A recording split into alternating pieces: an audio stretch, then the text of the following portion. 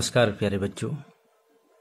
आइए हम सूरदास द्वारा रचित पहले पद की ओर चलते हैं, जो कि है कि उधो तुम हो अति बड़ भागी, उधो तुम हो अति बड़ भागी। अपरस रहत स्नेह तगाते, नाहिन मन अनुरागी। उधो तुम हो अति बड़ भागी, पुरै निपात रहत जल भीतर, तारस देहन दागी। यों जल माह तेल की गागरी, बूंदन ताको लागी। उधो तुम हो अति बड़ भागी, प्रीति नदी में पावन बौर्यो, प्रीति नदी में पावन बौर्यो।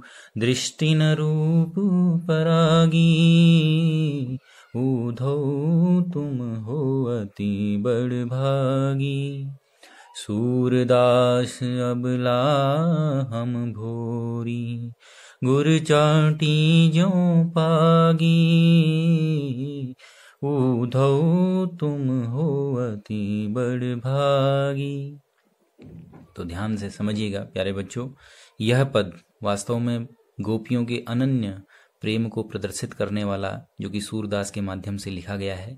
इस पहले पद में ही गोपियां उलाहने देते हुए, एक तरह से उपालंभ करते हुए, एक व्यंग्यपूर्ण उक्ति के माध्यम से उद्धव से कहती हैं कि उद्धव तुम हो अति बड़ भागी, कि हे उद्धव वाकई में तुम बहुत भाग्यशाली हो, बड़ भागी हो। बड़ भागी का तात्पर्य यही है, बड़े भाग्य वाला, बड़े सौभाग्यशाली हो। कारण क्या है? कारण भी दूसरे पद में उसके लाइन में ही कहा कि अपरस रहत स्नेह तगाते, नाहिन मन अनुरागी। कि वास्तव में अपरस रहत, तुम्हारा स्पर्श तक नहीं है। अपरस है, अपरस होना मतलब स्पर्श न करना। किससे? स्नेह तगाते, स्नेह रूपी धागे से, स्नेह रूपी धागे से तनिक भी तुम्हारा स्पर्श नहीं है। और ना ही मन अनुरागी, और ना ही तुम्हारा चित्त, तुम्हारा मन ही अनुराग से पूर्ण है, प्रेम से पूर्ण है। वाकई में प्रेम और अनुराग से युक्त होता, और अगर इस स्नेह रूपी धागे से तुम्हारा संस्पर्श होता तो तुम इस तरह से योग और ज्ञान की या निर्गुण की बातें हमसे नहीं करते। शायद तुम भी फिर विफल होकर के भगवान कृष्ण के विरह में तड़फ रहे होते। इसलिए तुम बहुत सौभाग्यशाली हो। हमारे साहित्य में एक और लक्षणा है, जिसको हम विपरीत लक्षणा के रूप में जानते हैं। शब्द की एक शक्ति है, उसके माध्यम से यदि अर्थ इस तरह से भी निकाला जा सकता है कि उद्धव तुम हो अति बड़ भागी। इसका तात्पर्य यह भी हो सकता है कि गोपियां वैसी खींची हुई थी, बड़ी उदास थी, निराश थी कि स्वयं कृष्ण न आकर करके उद्धव को उन्होंने भेजा। तो वो उससे उद्धव से कहती हैं कि हे उद्धव, कि तुम्हारे बराबर दुर्भाग्यशाली और कोई नहीं है। विपरीत लक्षणा जिसे हम सामान्य तौर पर कहते हैं, जैसे आप देखे हैं कि कभी कभी कोई व्यक्ति हमारे लिए बहुत गलत कार्य करता है तो हम सीधे सीधे उससे ना कह कर करके कि तुमने बड़ा बुरा किया, हमारे साथ ये किया।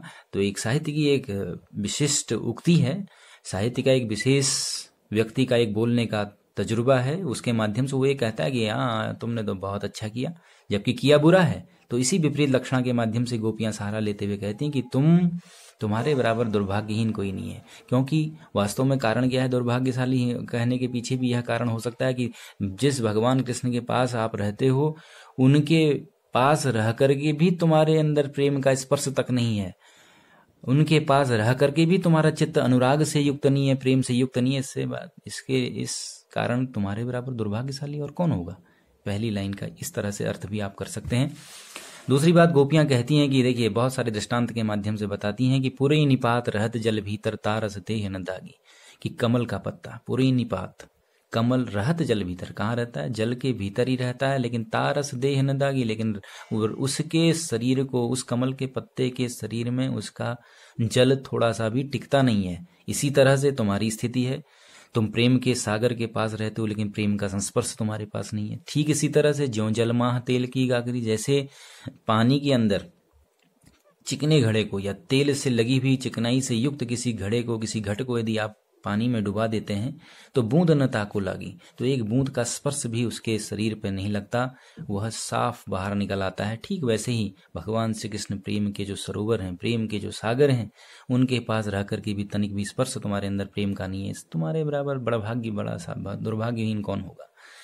इसी तरह से प्रीति नदी में पाँव न बोरी, देखिए रूपक अलंकार का सहारा लेते अब कवि आगे सूरदास कहते हैं कि गोपियां क्या कहती हैं कि प्रीति नदी, प्रेम रूपी नदी, प्रेम रूपी नदी में पाँव न बोरो, तुमने उसमें कभी आज तक पाँव तक नहीं डुबाया, उसमें उसका संस्पर्श तो रहा, उसमें पाँव तक नहीं डुबाया। दृष्टि न रूप परागी, और ना ही तुम्हारी परागी दृष्टि, न किसी को अपना बनाने वाली, न किसी से आकर्षित होने वाली दृष्टि को ही तुमने प्राप्त किया, पराग से युक्त।